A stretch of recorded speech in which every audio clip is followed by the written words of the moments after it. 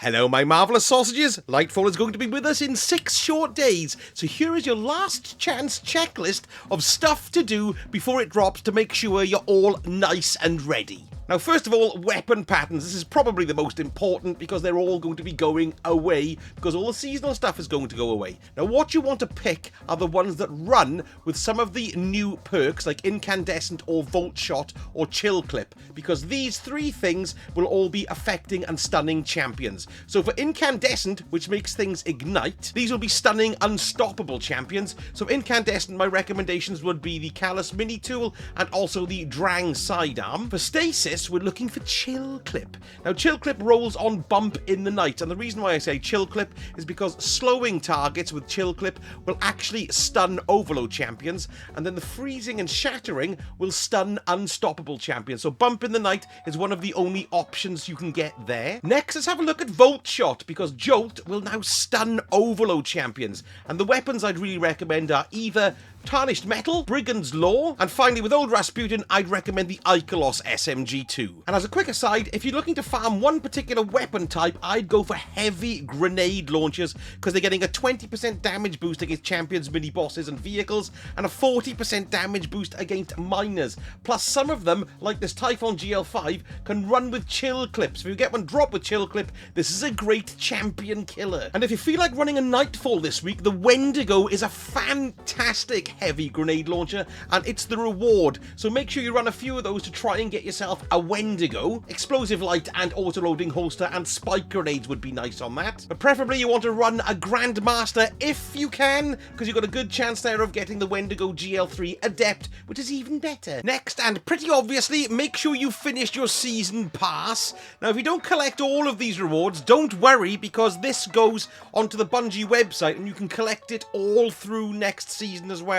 So you don't have to pick anything specific up if you don't want to. You may want to leave a couple of the exotic engrams that I've got here just to see what you get and what power level they drop at next season. Might be a nice little leg up. And don't forget as well, your previous season pass, so that's for Season of the Plunder, is going to be disappearing when we switch over to Lightfall. So you need to go to the Bungie website and then you need to click on your doodahs here and go to Season Progress, and then you can see, look, this is the current season, and then up the top we've got previous season, and there may be some rewards that you haven't picked up here yet, so make sure you collect them. I think I've got a few things straying about the place there. I've got some arms that I could collect. I've got an exotic engram I could collect. Look, there's lovely. Unfortunately, I can't pick up exotic ciphers because you can only hold one of those. And if you do want to flick through the pages, you've got a list of the ones that you haven't collected here also. Now, of course, this wouldn't be a preparation vid without telling you to store some XP so you can invest in getting your artifact upgraded as quickly as possible.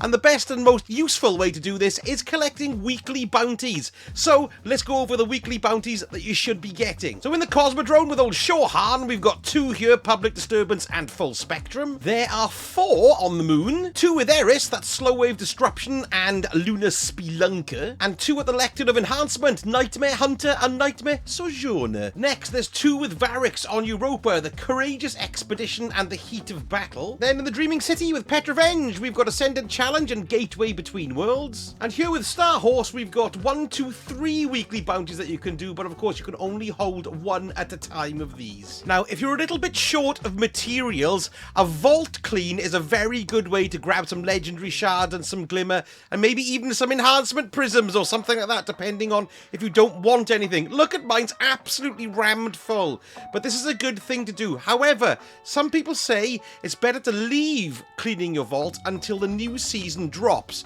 because every time you dismantle something legendary, your reputation goes up with Banshee. But I've decided to do this before Lightfall because I always forget to do it after, and then my vault just fills up with rubbish. Now, if you're running short on Glimmer, one of the nicest ways to come and get this is with Master Rahul. Never use legendary shards, it's a complete waste of time, but what you really want to do is either collect Dark Fragments, so that's from the Dreaming City, Phantasmal Fragments, they're from doing stuff on the Moon, or Here Always pieces that you can get doing stuff on Europa. You can see I got loads of those, so these are a nice fast way to get your Glimmer up. Don't forget with the vendors, pick up any rank rewards you might not have. You can see here I got some engrams I need to pick up. Look, I've got 3 enhancement cores there, otherwise it'll all be gone forever.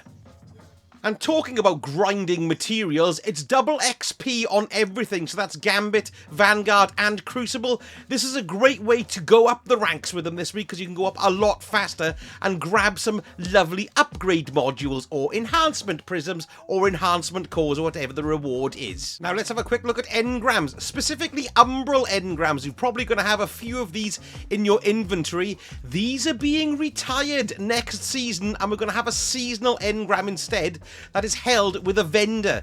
Now you will be able to decrypt these come the new season with old Master Rahul, but if you want to pick something specific, I'd advise you to start using them up here in the various vendors so you can grab specifically what you want. Now when the game goes live, there can be some bugs, as you are all aware. So first off, when you're thinking of this, make sure you removed any seasonal mods that you might have stuck in your armor, because this can cause some problems. Just make sure you unslot them before we get the reset. And when you're cashing in bounties and stuff, make sure first of all you're in a fire team because you get extra XP, and make sure you've got one of these on here if you have it, the blinding light mod, to get more experience squeezed out of your cash-ins. You might also want to start thinking about your build, because using Destiny Item Manager might be a bit dicky or anything like that while everything starts standing back up again once the download has happened and we're all playing. It can be a bit glitchy, so get yourself ready to avoid any problems. I'm going to go for a Solar Warlock build with Starfire Protocol and see how I do, but of course I'm going to be using Strand as soon as possible. Now unfortunately this means I'm going to be wearing one of the ugliest exotics in all of my cutscenes on the new stuff, so if you want to see yourself looking sexy in the new cutscenes, then make sure you're coiffured in the way that you'd like to be. And finally, here's some hard information for you, and everything is going to be going offline. So at 9 AM Pacific Standard Time on the 27th of February, Destiny will be off. I don't know what we're all going to do. We could just all stand by the wall and butt it until we fall unconscious, and then the 24 hours will pass painlessly, and then on the 28th of February at 9 AM Pacific Standard Time, it'll all be guns a-blazing Lightfall fun, and I can't wait. Cross fingers that everything goes smoothly. Now during this downtime, you'll be able to preload Lightfall, which is great, so you can have it all nice and ready for when it's time to go. PlayStation folks, PS4 players and PS5 players using the PS4 version who are looking to preload Lightfall should make sure that they have about 80 gig of free space for an additional install package to be downloaded on top of the existing one,